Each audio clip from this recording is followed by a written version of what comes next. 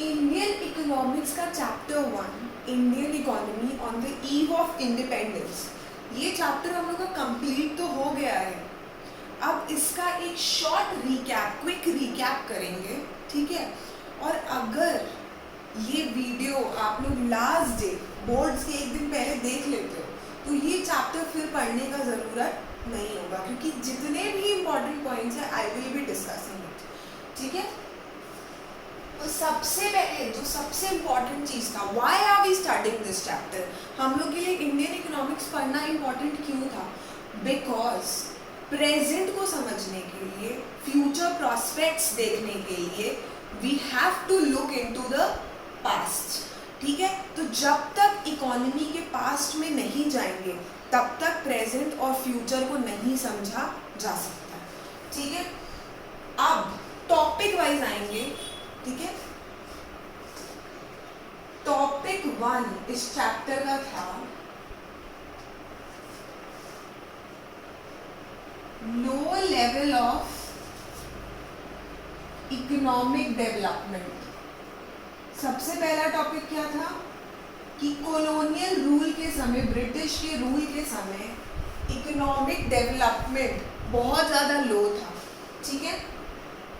इस टॉपिक को समझने के लिए सबसे पहले ये समझो कि before the Britishers arrived, agriculture main source of livelihood था लोगों का इंडिया में। पीपल वर डायरेक्टली और इनडायरेक्टली एंगेज्ड इन एग्रीकल्चर, ठीक है। जो थोड़े बहुत लोग बच गए वो क्या किए, वो लोग मैन्युफैक्चरिंग इंडस्ट्रीज का पार्ट बन गए। और इंडिया का मैन्युफैक्चरिंग इंडस्ट्री में सबसे इम्पॉर्टेंट था हैंडीक्राफ्ट, ठीक है। तो हैंडीक्राफ्ट इंडिया का वर्ल्ड फेमस था, और दो चीज़ों की वजह से वर्ल्ड फेमस था। पहला, high quality of raw material used. Handicraft industry में जो मटेरियल यूज होता था उसका क्वालिटी बहुत ज़्यादा हाई था। दूसरा, जो क्राफ्टमैन उसमें काम करते थे उनका स्टैंडर्ड बहुत ज़्यादा हाई था। सो हाई स्टैंडर्ड और फाइन क्वालिटी ऑफ क्राफ्टमैनशिप, ये दो रीज़न की वजह से handicraft industry of India was world famous, ठीक है। और हैंडीक्राफ्ट इंडस्ट्रीज में भी कौन कौन सी एरियाज में हैंडीक्राफ्ट इंडस्ट्री फेमस था, उसके लिए हम एक कोड बनाए थे। वो गर्ल याद है, वो गर्ल क्या पहनी हुई थी, कपड़ा पहनी हुई थी, ठीक है। उसके गले में गोल्ड का चेन था और उस गोल्ड के चेन में स्टोन्स लगा हुआ था, ठीक है। तो इसी से हमारा सारा पॉइंट्स बनेगा। अगर वो घर पे है तो कॉटन क्लोथ्स पहनेगी, बाहर जाएगी तो सिल्क क्लोथ्स पहनेगी, गोल्ड मेटल होता है। और चौथा है प्रेशियस स्टोन्स। तो इंडिया का जो हैंडीक्राफ्ट इंडस्ट्री था यही चार चीज़ के लिए तो फेमस था सबसे ज़्यादा। पहला था कॉटन क्लोथ्स, दूसरा था सिल्क क्लोथ्स, तीसरा था मेटल्स और चौथा था प्रेशियस स्टोन वर्क्स, ठीक है। तो हैंडीक्राफ्ट इंडस्ट्री ऐसे याद हो गया। अब एक चीज़ जो हम मिस कर दिए थे, ठीक है, जो बॉक्स में दिया हुआ है तो याद कर लो, बंगाल का जो टेक्सटाइल इंडस्ट्री था ना वो वर्ल्ड फेमस था। There was a textile industry, कपड़ों का इंडस्ट्री बंगाल में। It was in and around Dhaka, एक प्लेस था ढाका जिसको बांग्लादेश का कैपिटल अभी हो गया ढाका, ठीक है। तो वहां का डक्काई, वहां का एक बहुत फाइन क्वालिटी का कपड़ा था, उसका नाम था डक्काई मसलिन, ठीक है। तो ये जो इंडिया का था ना मसलिन, मलमल जिसको बोलते हैं, वो बहुत फेमस था, ठीक है। वो बहुत ज़्यादा पॉपुलर था, ठीक है, क्योंकि इसका क्वालिटी बहुत फाइन था और क्राफ्टमैन लोग इस पर बहुत अच्छे से काम करते थे, ठीक है। ये तो अलग चीज़ हो गया, लो लेवल ऑफ इकोनॉमिक डेवलपमेंट। अब क्या हुआ, जब ब्रिटिशर्स इंडिया में आए तो ब्रिटिशर्स का 2 फोल्ड मोटिव था, 2 ही मोटिव था इंडिया में आने का। पहला मोटिव था इंडिया को फीडर इकोनॉमी बना दो, इंडिया को रॉ मटेरियल सप्लायर बना दो। और क्या करो, इंडिया क्या करेगा, ब्रिटेन में यहाँ पे जो मॉडर्न इंडस्ट्रीज लगाए गए हैं ना उनको रॉ मटेरियल सप्लाई करेगा और ब्रिटेन से जो भी गुड्स यहाँ पे बनेंगे, जो भी गुड्स यहाँ पे बन के तैयार होंगे, उसके लिए मार्केट भी बन जाएगा। ठीक है, फिनिश गुड्स इंडिया में ही आ जाएंगे, इंडिया उसका मार्केट बन जाएगा। तो पहले तो उसको रॉ मटेरियल सप्लायर बना दो और दूसरा उसको मार्केट बना दो अपने फिनिश गुड्स के लिए। ठीक है, यहाँ पे क्या हुआ था, ब्रिटेन सिर्फ और सिर्फ अपने डेवलपमेंट की बात कर रहा था, अपना मॉडर्न इंडस्ट्रियल बेस एस्टैब्लिश कर रहा था, अपने कंट्री में इंडस्ट्रियल रेवोल्यूशन क्रिएट कर रहा था, बट इंडिया के बारे में कभी भी नहीं सोच रहा था। Britain was not concerned with the economic welfare of the Indians. ठीक है, ये चीज याद रखना। उसके बाद यहाँ तक कि ब्रिटिशर्स को कोई मतलब नहीं था कि वो लोग एस्टिमेट करें कि इंडिया का नेशनल इनकम या पर कैपिटा इनकम क्या है, बट कुछ एस्टिमेटर्स थे जो लोगों ने एस्टिमेट किया कि इंडिया का नेशनल इनकम या पर कैपिटा इनकम क्या हो सकता है। ठीक है, उसमें से सबसे इम्पॉर्टेंट एस्टिमेट था VKRV राव का। ठीक है, इसका एस्टिमेट सबसे सिग्निफिकेंट माना गया था। देखो, बहुत सारे एस्टिमेट लेके आए पर एस्टिमेट्स आपस में वैरी कर रहे थे। सबसे इम्पॉर्टेंट इनका माना गया। ठीक है, तो दो कंक्लूजन निकला, कॉलोनियल रूल का दो कंक्लूजन निकला। पहला था 2% लेस देन 2% और दूसरा था 0.5%। ये जो लेस देन 2% था, ये था एग्रीगेट रियल आउटपुट। एग्रीगेट मतलब कंबाइंड, रियल मतलब जिसमें इन्फ्लेशन एडजस्ट किया होता है, और ये था पर कैपिटा आउटपुट। पर कैपिटा आउटपुट का मतलब है जो भी टोटल आउटपुट था डिवाइडेड बाय पॉपुलेशन। पर कैपिटा आउटपुट पर ईयर। तो ये जो 2% है ना, ये ग्रोथ दिखा रहा है, growth of aggregate real output, और यहाँ पे दिखा रहा है growth of per capita output per year. वो 0.5% था, जस्ट इमेजिन, और एग्रीगेट रियल आउटपुट का ग्रोथ था लेस देन 2%। तो ये एग्रीगेट किसका aggregate?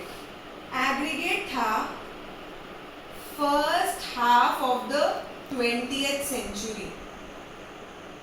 First half of the 20th century क्या हुआ, 1900 से लेकर 1950 तक। ठीक है, first half of the 20th century. तो इन 50 साल का जो भी ग्रोथ था, जब उसको ऐड करेंगे तो वो क्या आया, ग्रोथ लेस देन 2%। ठीक है, तो टॉपिक 1 हम लोग का इतना ही था। अब टॉपिक 2 पे आते हैं। टॉपिक 2 पे, टॉपिक 2 था एग्रीकल्चरल सेक्टर। कॉलोनियल रूल के समय एग्रीकल्चरल सेक्टर का क्या हाल था? सबसे पहले तो ये समझो कि इंडिया का इकोनॉमी वाज एग्रेरियन। एग्रेरियन का मतलब है कि most of the population was directly और indirectly dependent upon agriculture. Topic number 2 में आते हैं कि कॉलोनियल रूल के समय एग्रीकल्चरल सेक्टर का क्या हाल था। तो सबसे पहले तो ये समझो कि 85% of the population was directly और indirectly earning their livelihood from agriculture. उनका इनकम कहाँ से आ रहा था? एग्रीकल्चर की वजह से आ रहा था, 85%। ठीक है, that means the economy was agrarian. Agrarian का मतलब दो चीज होता है, दोनों चीज होना चाहिए, दोनों कंडीशंस। पहला डिपेंडेंसी ऑन एग्रीकल्चर, दूसरा लिविंग इन विलेज। ठीक है, तो ये दोनों चीज अगर पूरा होगा तभी एक इकोनॉमी एग्रेरियन इकोनॉमी माना जाएगा। ठीक है, उसके बाद ये समझो कि एग्रेरियन का इकोनॉमी, इतने सारे लोग एग्रीकल्चर पे डिपेंडेंट हैं। दूसरा चीज कि area under cultivation that also increased during the colonial rule. Area बढ़ रहा है, लोगों का डिपेंडेंसी ज़्यादा है, उसके बावजूद एग्रीकल्चर प्रोडक्टिविटी लो है, ग्रोथ स्टैग्नेट कर गया है, मतलब कोई ग्रोथ हो ही नहीं रहा है। Agriculture sector is suffering from low productivity and it has stagnated. उसका क्या क्या रीजन है हम वो समझेंगे। पहला, एग्रीकल्चर प्रोडक्टिविटी लो क्यों था? लैंड सेटलमेंट सिस्टम सबसे पहला रीजन तो है कि लैंड सेटलमेंट सिस्टम में खास करके ज़मींदारी सिस्टम बंगाल प्रेसिडेंसी में सबसे ज़्यादा फेमस था। उसमें क्या होता था कि प्रॉफिट जो भी एग्रीकल्चर सेक्टर से अक्रू हो रहा है वो किसके जेब में जाना चाहिए? जेब में जाना चाहिए जो बेचारा खट रहा है, जो कल्टिवेटर्स है। बट एक्चुअली ये किसके जेब में जा रहा था? जमींदार। और जमींदार से वो पैसा कौन कलेक्ट कर रहा था? ब्रिटिशर्स। तो directly it must accrue to the cultivators, but the profit was actually accruing to the zamindars and the Britishers. ठीक है, वैसे देखा जाए तो जमींदार की भी उतनी गलती नहीं थी, क्योंकि जमींदार को ये ऑर्डर दिया गया था कि अगर आप पेजेंट से रेंट कलेक्ट नहीं करोगे तो आपकी जमींदारी राइट हम छीन लेंगे। ठीक है, सो दे हैड दैट फियर कि ऑब्वियसली हमें जमींदारी राइट तो अपना लूज करना नहीं है। ठीक है, तो ये लैंड सेटलमेंट सिस्टम की वजह से क्या हुआ, फार्मर्स का अगर कंडीशन खराब भी है, इकोनॉमिक कंडीशन खराब है, फिर भी आपको रेंट पे करना पड़ेगा। That led to social misery, tension among the farmers. ठीक है, पहला रीजन ये था। दूसरा, low level of technology. Agriculture sector में टेक्नोलॉजी उतना एडवांस, उतना डेवलप्ड नहीं था। उसके बाद लैक ऑफ इरिगेशन फैसिलिटीज। एक बात बताओ, एग्रीकल्चर में सबसे इंपॉर्टेंट तो इरिगेशन फैसिलिटीज है। अगर इरिगेशन फैसिलिटीज ही प्रॉपर नहीं होंगे तो क्या होगा? ठीक है, तो एग्रीकल्चर फैसिलिटीज भी अच्छी नहीं थी। उसके बाद negligible use of fertilisers. Agriculture को अगर एडवांस बनाना है तो फर्टिलाइजर्स भी तो अच्छे से यूज करना जरूरी है, but there was hardly any use of fertiliser.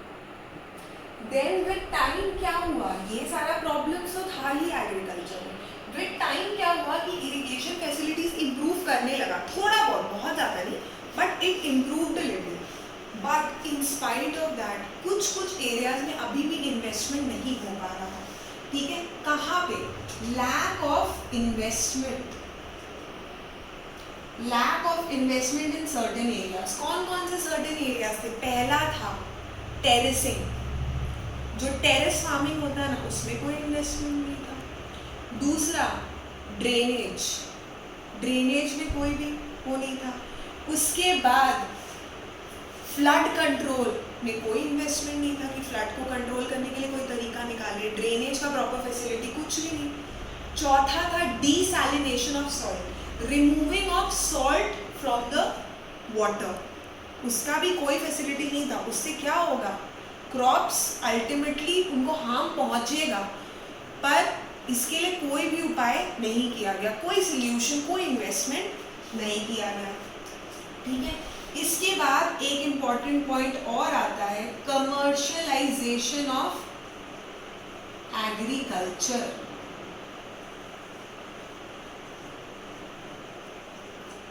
पहले फार्मर्स क्या करते थे कि कैश क्रॉप्स बनाते थे, ऐसे क्रॉप्स बनाते थे जो वो खुद कंज्यूम करते थे अपने सस्टेनेंस के लिए।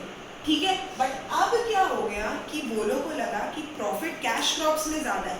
कई जगह तो उनको विश्वास दिलाया गया कि कैश क्रॉप्स ज़्यादा प्रॉफिट देगा, और कहीं पर क्या हुआ कि उनको फोर्स किया गया कि कैश क्रॉप्स उगाओ। कैश क्रॉप्स उगाने की वजह से इंडिया का सेल्फ सफिशिएंसी इन फूड ग्रेन्स ख़त्म हो गया। ठीक है, एसेंशियल कमोडिटीज़ अवेलेबल नहीं है इंडिया के पास, और ये अल्टीमेटली ये जो कैश क्रॉप्स थे ये बेनिफिट किसको पहुंचा रहे थे? ब्रिटेन के इंडस्ट्रीज को रॉ मटेरियल के रूप में बेनिफिट्स पहुंचा रहे थे। ठीक है, तो कमर्शियलाइजेशन ऑफ एग्रीकल्चर से इंडिया का बहुत ज़्यादा भलाई नहीं हुआ। इनफैक्ट इंडिया का जो लैंड है वो बैरन होने लगा, उसकी फर्टिलिटी लो हो गई because of the cultivation of cash crops. ठीक है, तो ये जो है ये मेन रीजंस है कि एग्रीकल्चरल सेक्टर इंडिया का उतना डेवलप नहीं हो पाया it was suffering from lack of productivity. अब हम लोग टॉपिक 3 का रिविजन में आते हैं, इंडस्ट्रियल सेक्टर. इंडस्ट्रियल सेक्टर का क्या हालत था ड्यूरिंग द कॉलोनियल रूल. ठीक है, तो क्या हुआ कि इंडिया का जो वर्ल्ड फेमस हैंडीक्राफ्ट इंडस्ट्री था, याद है, that completely declined. Handicraft industry बंद हो गया इंडिया का. ठीक है, और उसके बावजूद बंद तो कर दिया, उससे क्या हुआ, इंडिया में लोकल गुड्स का उतना अवेलेबिलिटी नहीं रहा इन द इंडियन मार्केट. अपना ही बनाया हुआ गुड्स नहीं है मार्केट में. दूसरा, इट क्रिएटेड मैसिव अनएम्प्लॉयमेंट. जो लोग हैंडीक्राफ्ट इंडस्ट्रीज में इन्वॉल्व थे वो लोग अनएम्प्लॉयड हो गए. और ये हुआ हैंडीक्राफ्ट इंडस्ट्री डिक्लाइन होने के बावजूद know modern industrial base was allowed to be established in place of the handicraft industry. कि चलो हैंडीक्राफ्ट इंडस्ट्री तो बंद करवा दिया, कम से कम कोई और मॉडर्न इंडस्ट्रियल बेस एस्टैब्लिश कर दिया. Britishers were not concern with that. The motive behind the industrialising India twofold. पहले भी हम लोग ये मोटिव पढ़ चुके कि इंडिया को भैया रॉ मटेरियल सप्लायर बना दो. ब्रिटिश का जो इंडस्ट्रियल रेवोल्यूशन है वहाँ के मॉडर्न इंडस्ट्री में वो रॉ मटेरियल यूज़ होगा, फिनिश गुड्स बनेगा और इंडिया के मार्केट्स में फिनिश गुड्स आएगा और इंडिया का मार्केट उसको एब्जॉर्ब कर लेगा. ठीक है, सिंपल सी बात है. ये उनका मेन मोटिव था. फिर क्या हुआ, इंडस्ट्रियल सेक्टर में धीरे धीरे कुछ इम्प्रूवमेंट आने लगा. ठीक है, तो इंडस्ट्रियल सेक्टर में सबसे पहले तो क्या हुआ, पहले हम लोग देखेंगे during the second half of 19th century. क्या हुआ, 19th सेंचुरी के सेकेंड हाफ में अगर देखा जाए, मतलब 1850 से लेकर 1900 में फ्यू इंडस्ट्री स्टार्टेड कमिंग. ठीक है, उन फ्यू इंडस्ट्री में दो सबसे इम्पोर्टेंट थे. पहला तो कॉटन टेक्सटाइल और दूसरा था जूट टेक्सटाइल. कॉटन टेक्सटाइल जो था, दोनों को अलग अलग रखेंगे. कॉटन टेक्सटाइल इंडियंस डोमिनेट कर रहे थे, जूट टेक्सटाइल ब्रिटिशर्स डोमिनेट कर रहे थे. कॉटन टेक्सटाइल महाराष्ट्र और गुजरात साइड था. अभी भी पता ही है सबको कि कॉटन क्लोथ्स के लिए गुजरात बहुत फेमस है. दूसरा, जूट इंडस्ट्री जो था वो बंगाल में था. ठीक है, तो ये याद रखना है कि second half of the 20th century में कौन से इंडस्ट्रीज आने लगे. फिर एक बहुत अच्छा डेवलपमेंट हुआ during the first half of 20th century. first half of 20th century जो था 1900 से लेकर first half of the 20th century में क्या हुआ, iron and steel industries began to come up.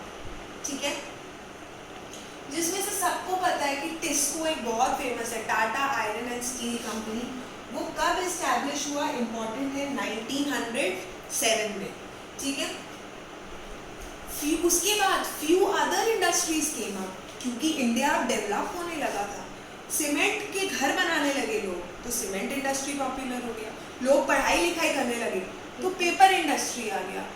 और उसके बाद लोगों के अब खाने में भी कुछ बदलाव आ रहा था, तो शुगर आ गया. ठीक है, तो apart from iron and steel industry 3 industries है, सीमेंट, शुगर और पेपर. पर सबसे प्रॉब्लमैटिक क्या था, there was hardly any capital good industry. Capital good industry में क्या होते हैं, मशीन्स इक्विपमेंट्स बनते हैं जो इंडस्ट्रियलाइजेशन को फर्दर प्रमोट करते हैं. और कैपिटल गुड इंडस्ट्री ही नहीं है इंडिया में, तो इंडिया का इंडस्ट्रियलाइजेशन कभी भी बहुत ज़्यादा अच्छा, बहुत ज़्यादा इम्प्रूवमेंट, बहुत ज़्यादा डाइवर्सिफाइड नहीं हो सकता है. ठीक है, ये इम्पॉर्टेंट चीज़ था. उसके बाद जो सबसे प्रॉब्लमैटिक था इंडस्ट्री में कि पब्लिक सेक्टर का कंट्रीब्यूशन इंडस्ट्रियल सेक्टर में बहुत कम था. इट वाज कन्फाइंड, बहुत कम एरिया में पब्लिक सेक्टर वर्क कर रहे थे. ठीक है, तो पब्लिक सेक्टर कौन कौन सी एरिया में वर्क कर रहे थे, उसमें हम कोरोना का स्टोरी बताए थे. कोरोना का स्टोरी क्या है, कोरोना का स्टोरी ये है कि गवर्नमेंट ने क्या किया है, हमारे ट्रांसपोर्ट पे रोक लगा दी है. अगर कम्युनिकेशन और इलेक्ट्रिसिटी पे भी रोक लगा दिया तो क्या होगा, मर जाएंगे, घर में पागल हो जाएंगे। इसी से सारा पॉइंट बन गया। ट्रैवलिंग के लिए हम लोग रेल्स और पोर्ट्स जाते हैं, तो अभी भी पब्लिक सेक्टर कहाँ कहाँ पे था, रेलवेज में था, पोर्ट्स में था। उसके बाद कम्युनिकेशन और चौथा power generation and other departmental undertakings. तो ये याद रखना आसान हो गया, कोरोना का स्टोरी याद रखेंगे कि पब्लिक सेक्टर कौन कौन से एरियाज में कन्फाइंड था। अब हम लोग बात करते हैं फॉरेन सेक्टर की, जो हमारा टॉपिक 4 है। फॉरेन सेक्टर में ब्रिटिशर्स ने बहुत चालाकी से रिस्ट्रिक्टिव ट्रेड पॉलिसीज लेके आए, अगेन अपने इंडस्ट्रीज को, ब्रिटेन वाले इंडस्ट्रीज को प्रमोट करने के लिए। इंडिया को फीडर इकोनॉमी बना दिया। रिस्ट्रिक्टिव पॉलिसीज 3 एरिया में, प्रोडक्शन पे रेस्ट्रिक्शन लगा दिया, ट्रेड पे रेस्ट्रिक्शन लगा दिया कि आप किसके साथ फॉरेन ट्रेड कर सकते हो, किसके साथ नहीं, प्रोडक्शन कितना कर सकते हो, कौन सा प्रोडक्ट का कर सकते हो, किसका नहीं। टैरिफ मतलब टैक्स कि कस्टम ड्यूटी, एक्सपोर्ट ड्यूटी लगेगा कि नहीं, सारा डिसीजन पे रिस्ट्रिक्शन लगा दिया। ठीक है, बहुत चालाकी है इसमें। और इंडिया को कुछ चीज़ों का एक्सपोर्टर बना दिया। सबको पता है कि प्राइमरी प्रोडक्ट्स का एक्सपोर्टर बना दिया, रॉ मटेरियल्स का, और फिनिश गुड्स का इंपोर्टर बना दिया। कौन कौन से प्रोडक्ट्स, ये इम्पोर्टेंट, ठीक है। इंडिया किस किस चीज़ का एक्सपोर्टर बनाया, इंडिया को किस किस चीज़ का एक्सपोर्टर बनाया गया। फिर से वो लड़की का स्टोरी आ जाता है। एक लड़की है, कपड़ा पहनी हुई है, ठीक है, तो वो अपने एनवायरनमेंट के हिसाब से कपड़ा चेंज करती है। कभी तो कॉटन कपड़ा पहन लेती है, कभी पार्टी में भी कहीं जाना होता है कि मार्केट से कहीं पार्टी में निकलना है तो सिल्क कपड़ा पहन लेती है, ठंड है तो वुलन कपड़ा पहनेगी। ठीक है, कपड़ा हमेशा इंडिगो से डाई किया हुआ पहनती थी। ठीक है, उसके बाद हाथ में उसकी जूट बैग रहता था और मार्केट से लेने जाती थी शुगर। ठीक है, तो इससे बन गया एक्सपोर्ट का सारा पॉइंट। किस किस चीज़ का एक्सपोर्ट होता था, एक्सपोर्टर बन गया इंडिया। पहला रॉ सिल्क, कॉटन, वुल, उसके बाद इंडिगो, उसके बाद शुगर और उसके बाद जूट। ठीक है, और इंपोर्टर तो बहुत आसान है, वो जो रॉ चीजें देता था ना उसी का क्लोथ्स बना के भेज देता था। Woollen clothes, silk clothes, cotton clothes. और पहले हम लोग पढ़ चुके थे, was hardly any capital goods industry, तो कैपिटल गुड्स भी इंपोर्ट कर लेते थे हम ब्रिटेन से। ठीक है, तो अब सोच के देखो, इंडिया एक्सपोर्टर इस चीज़ इतने सारे चीज़ों का, इंपोर्टर पर कुछ ही चीज़ों का था। ठीक है, इंडिया का जो फॉरेन ट्रेड था ना, कि वो किसके साथ एक्सपोर्ट करेगा, किसके साथ इंपोर्ट करेगा, मोर देन हाफ तो रिस्ट्रिक्ट कर दिया कि भैया आप ब्रिटेन के साथ ही करोगे, मोर देन हाफ। जो रिमेनिंग बच गया उसमें से खास करके 3 कंट्रीज के साथ था। पहला श्रीलंका, अपने आसपास देखो, चाइना, और दूसरा ईरान। ठीक है, 3 चीज था, श्रीलंका, चाइना और ईरान। ठीक है, अब देख के तो लग रहा है कि वाह एक्सपोर्ट इतना ज़्यादा, तो large export surplus. Export surplus का मतलब export is more than import, तो बहुत सारा जनरेशन हुआ होगा लार्ज एक्सपोर्ट सरप्लस का। जनरेशन हुआ, एक्सपोर्ट ज़्यादा हुआ, बट उससे इंडिया में कोई भी गोल्ड और सिल्वर हमारे जेब में नहीं आया। क्या हुआ, ब्रिटिशर्स अपने ऑफिसेज एस्टैब्लिश किए ब्रिटेन में, उन ऑफिसेज का एक्सपेंस इन पैसों से वो लोग मीट करते थे। ठीक है, दूसरा वॉर जो लड़ने चाहते थे उसका भी एक्सपेंसेस हम लोग से निकाल रहे।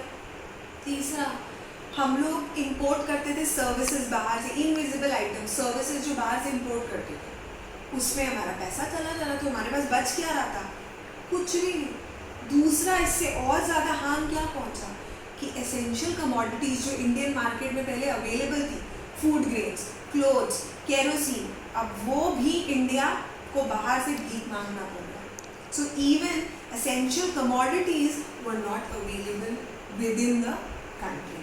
ठीक है, तो फॉरेन ट्रेड में बेसिकली ये था। टॉपिक नंबर 5 में आते हैं demographic condition. Demographic condition means condition of my countries population. मेरे पॉपुलेशन में रहने वाले लोग, मेरा स्टेट ऑफ पॉपुलेशन क्या था, that is under demographic condition. तो ब्रिटिश रूल के दौरान इंडिया का पहला पॉपुलेशन सेंसस कब हुआ? 1881 में। ये इम्पॉर्टेंट है। फिर एक और ईयर बहुत इम्पॉर्टेंट है, 1921।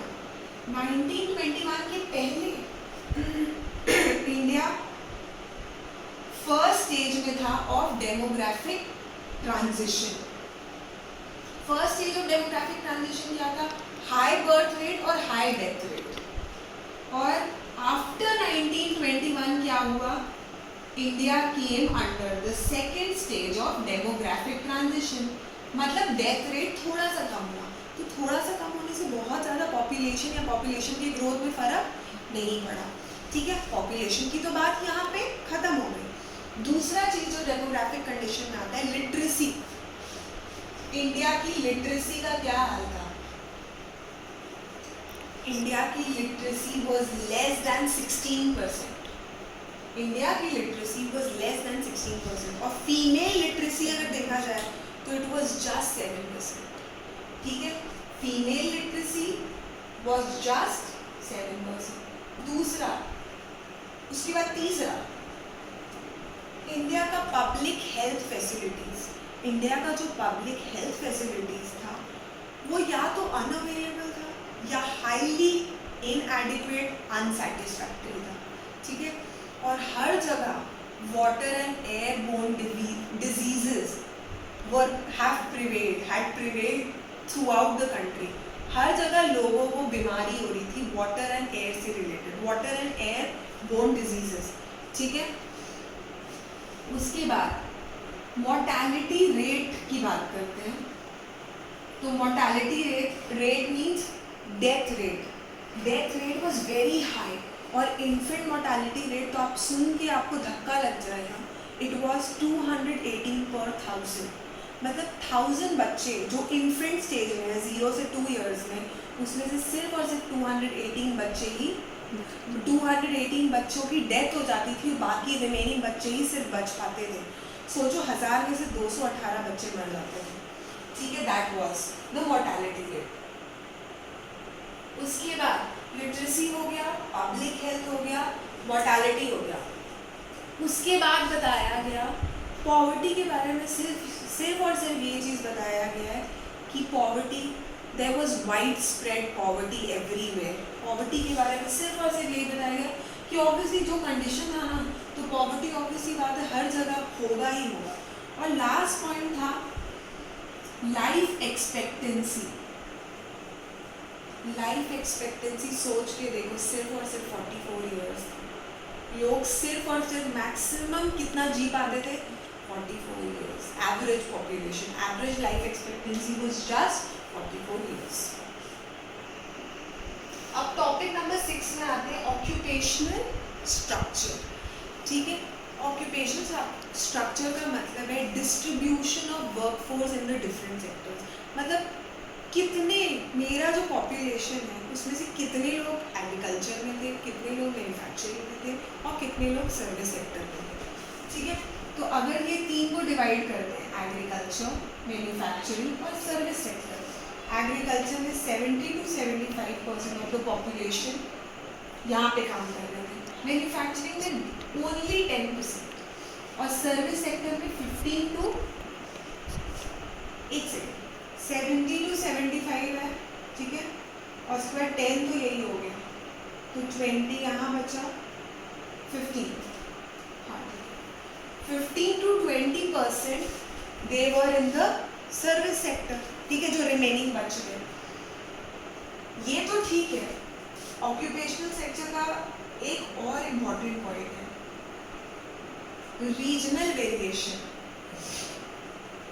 कुछ एरिया में तो एग्रीकल्चर पे लोग बहुत ज़्यादा अभी भी डिपेंडेंट थे, बट कुछ एरिया में क्या हुआ कि डिपेंडेंस ऑफ एग्रीकल्चर कम होने लगा और लोग मैन्युफैक्चरिंग और सर्विस सेक्टर में आगे आने लग गए, ठीक है। तो पहले हम लोग ये देखते हैं कि कौन से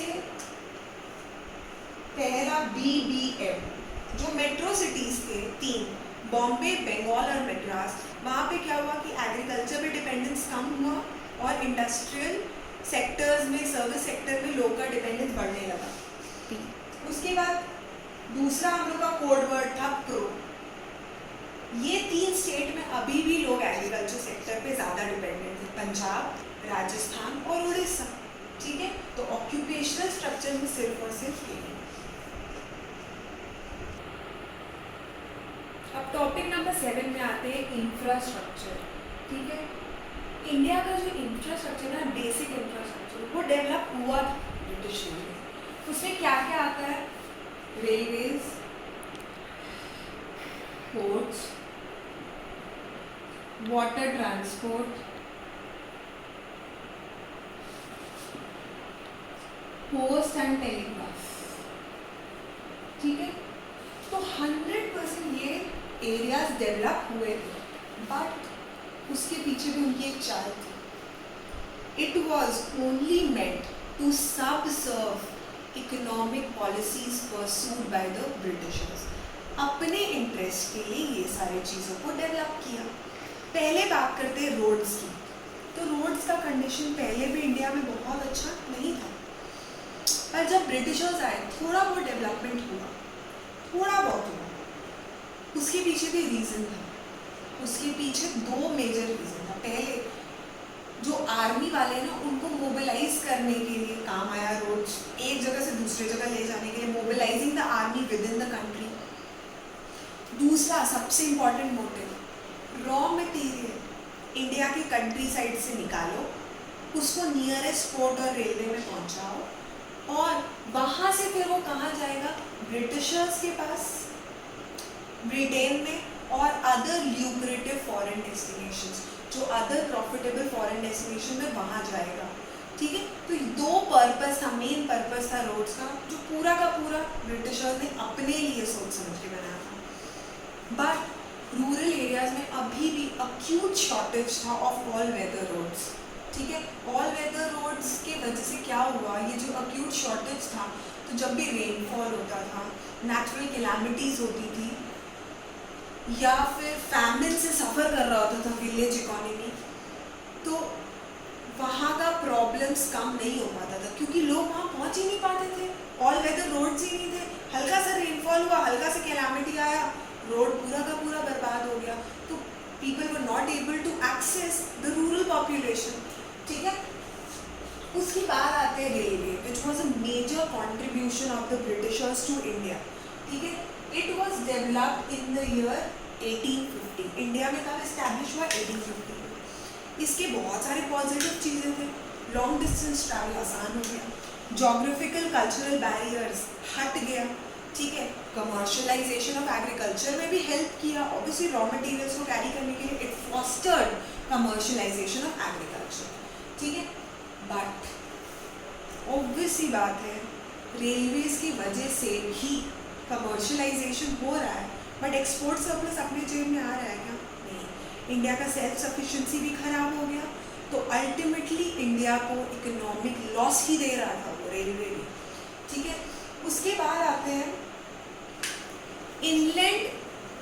इनलैंड ट्रेड, जो इंडिया के विद इन का ट्रेड, और वाटर ट्रांसपोर्ट जो बनाया गया ट्रेड करने के लिए, वो बहुत ज़्यादा सेटिस्फैक्ट्री नहीं था। ठीक है, बहुत ज़्यादा पैसा लग गया गवर्नमेंट का, बहुत ज़्यादा वेल्थ का ड्रेन हो गया। ठीक है, क्या हुआ था, इनफैक्ट एक एग्जाम्पल भी दिया हुआ है।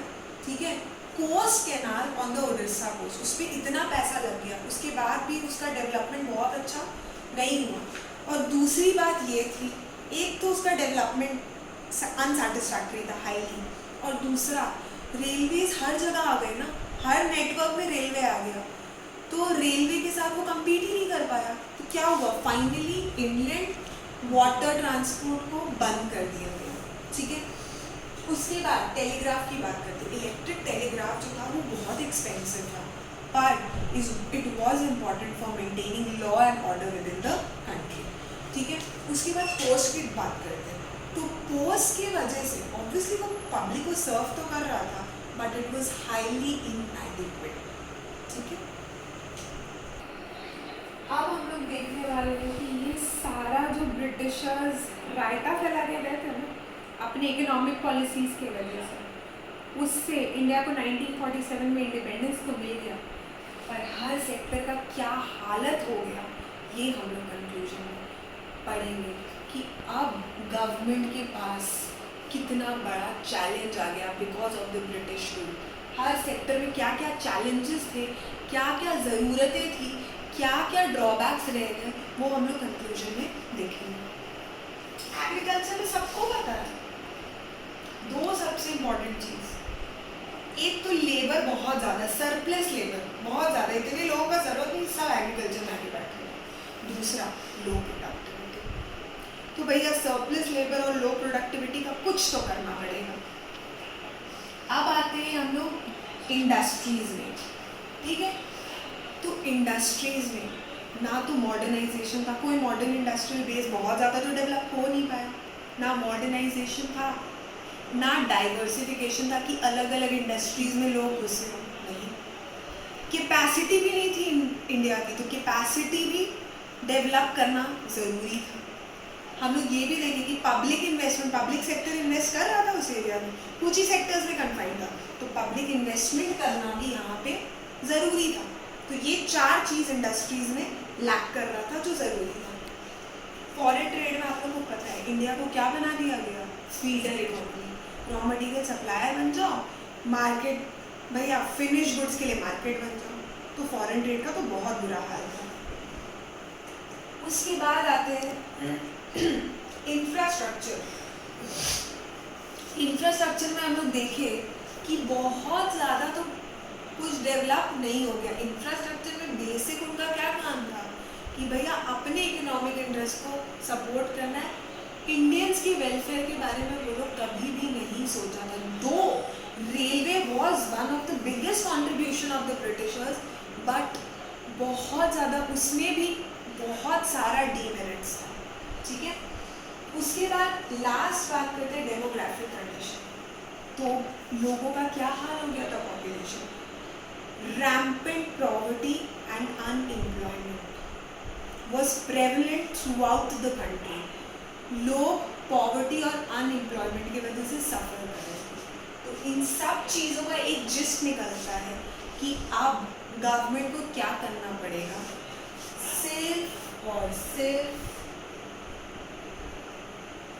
पब्लिक वेलफेयर के बारे में सोचना पड़ेगा। सिर्फ और सिर्फ पब्लिक वेलफेयर के बारे में सोचना पड़ेगा और हर सेक्टर को अपग्रेड करना पड़ेगा, एक्सपैंड करना पड़ेगा, पब्लिक ओरिएंटेशन लाना पड़ेगा हर जगह, ठीक है। तभी इंडिया का कंडीशन इम्प्रूव किया जा सकता है।